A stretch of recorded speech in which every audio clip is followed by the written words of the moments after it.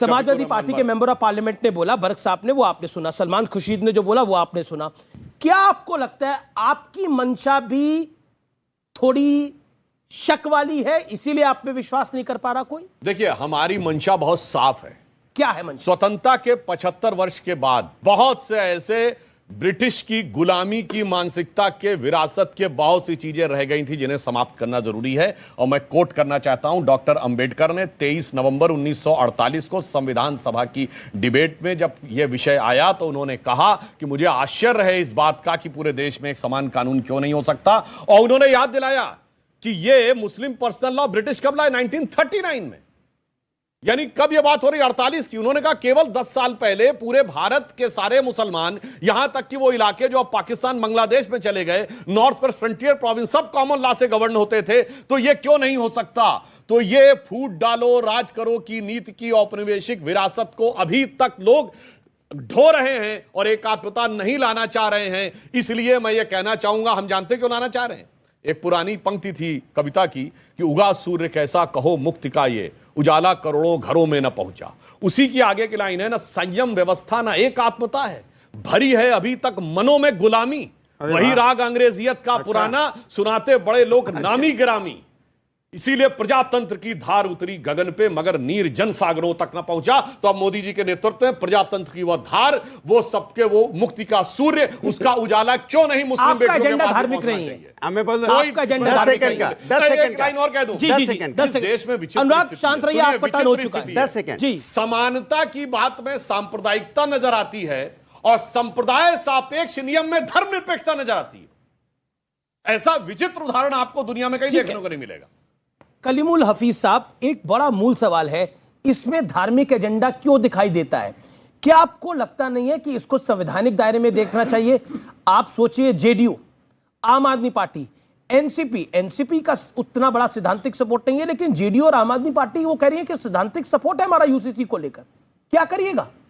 देखिए, Bharatiya Janata party UCC के बहाने मुसलमानों को निशाना बनाकर, असल निशाना उसका कुछ और है।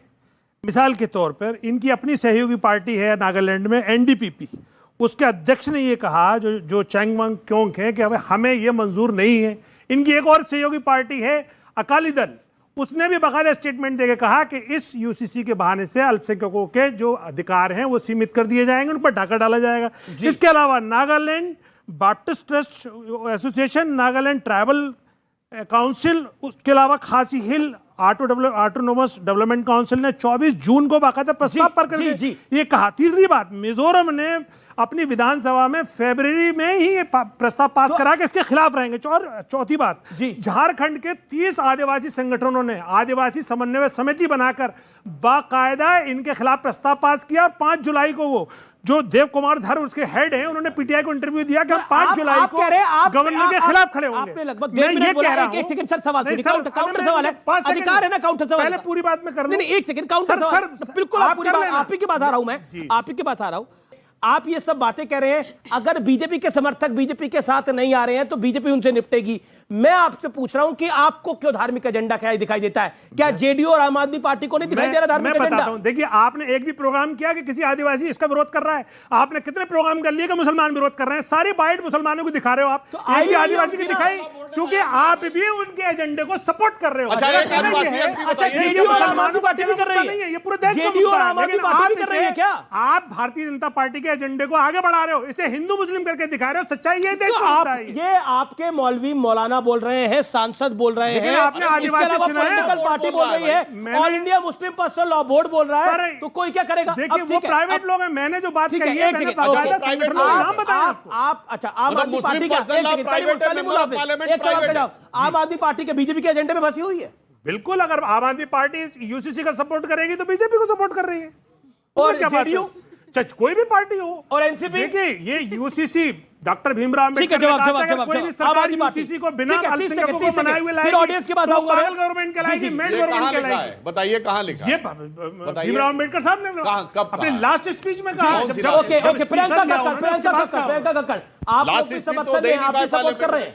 Okay, 40 second. ओके मैडम, देखिए, हमारा ये बहुत स्पष्ट तौर पे मानना है कि आर्टिकल 44 संविधान का कहता है कि देश में यूसीसी लागू होना चाहिए और देश को उस तरफ बढ़ना चाहिए। इसलिए हम सैद्धांतिक रूप से इन प्रिंसिपल इस 44 आर्टिकल के साथ खड़े हैं। दूसरी चीज पर हमने ये भी बहुत स्पष्ट कर दिया है कि ये बहुत जरूरी है कि इतनी कम्युनिटीज हैं देश में, जनता का आप व्यू तो ले ही रहे हैं, साथ में मुस्लिम, चाहे वो बुद्धिस्ट लॉज के ऊपर हो, चाहे वो हिंदू पर्सनल लॉज के ऊपर हो, इन सब की एक्सपर्ट कमेटी होनी चाहिए। मुस्लिम पर्सनल लॉ की एक्सपर्ट कमेटी होनी चाहिए, हिंदू पर्सनल लॉ की एक्सपर्ट कमेटी होनी चाहिए। सबका व्यू लेकर फिर इंप्लीमेंट करना चाहिए। फार्म लॉज की तरह थोप नहीं देना है डिक्टेटोरियल स्टाइल में, क्योंकि फिर बड़ा रेपरकशन। लेकिन आपको बीजेपी की बी टीम कहा जा रहा है लगातार। कोई बात नहीं, हम तो कॉन्स्टिट्यूशन का समर्थन कर रहे हैं, इनका चलता रहता है। अभी आज कांग्रेस में भी फूट पड़ गई है, कांग्रेस कह रही है, उनके हिमाचल वाले कह रहे हैं कि समर्थन करना है, तो अब कांग्रेस की हिमाचल वाली बी टीम हो गई है।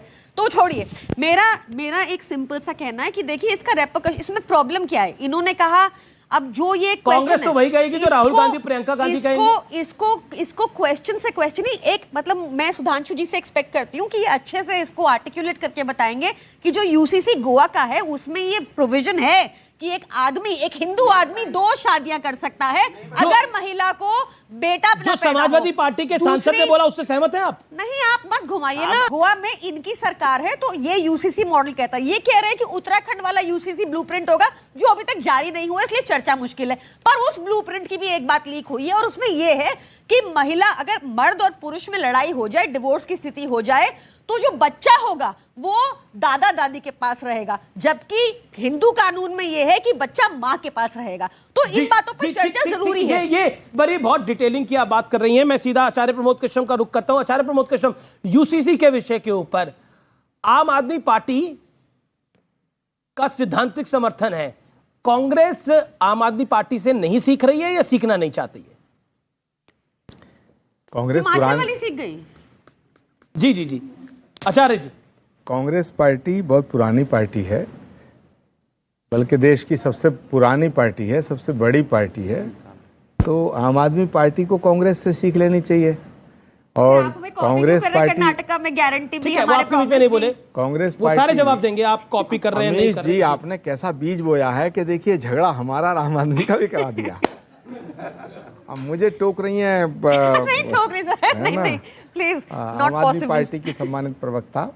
खैर, मैं सुधांशु जी से ये सवाल करना चाहता हूँ कि आप सत्ताधारी दल हैं, आप ताकतवर पार्टी हैं, सबसे बड़ी पार्टी हैं, तो ये जो यूनिफॉर्म सिविल कोड आप लाना चाहते हैं, ये जब आप लाएंगे तो इसका एक पूरा ड्राफ्ट तैयार होगा। पूरा ड्राफ्ट तैयार होने के बाद मसौदा तैयार होगा, उसके बाद ही पता चलेगा कि आपकी नीयत क्या है।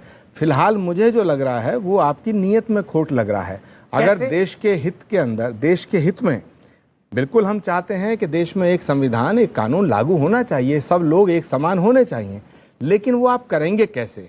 मुझे लगता है कि आप यूनिफॉर्म सिविल कोड के बहाने 2024 का एक निशाना साधना चाहते हैं। और आप जानते हैं अच्छी तरह कि जैसे ही आप यूनिफॉर्म सिविल कोड की बात करेंगे तो विपक्षी नेता, विपक्षी दल इसका समर्थन करेंगे, कुछ इसका विरोध करेंगे। जो इसका विरोध करेंगे, लेकिन जेडीयू और आम आदमी पार्टी दोनों पक्ष में है। क्या आपको लगता नहीं है कि आप कुछ मिस कर रहे हैं?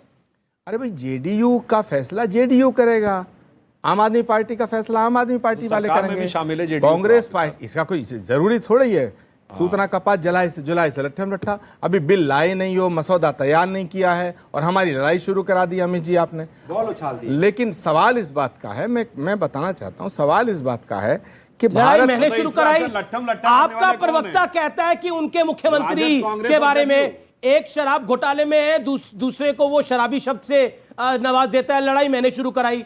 आपके नेता कहते हैं कि ये अगर गठबंधन में आते नहीं है तो हमें फर्क नहीं पड़ता, लड़ाई मैंने शुरू करवाई। आप बताइए, कमाल की बात है। एक सीधे साधे शरीफ आदमी को बोलने नहीं दे रहे हैं आप।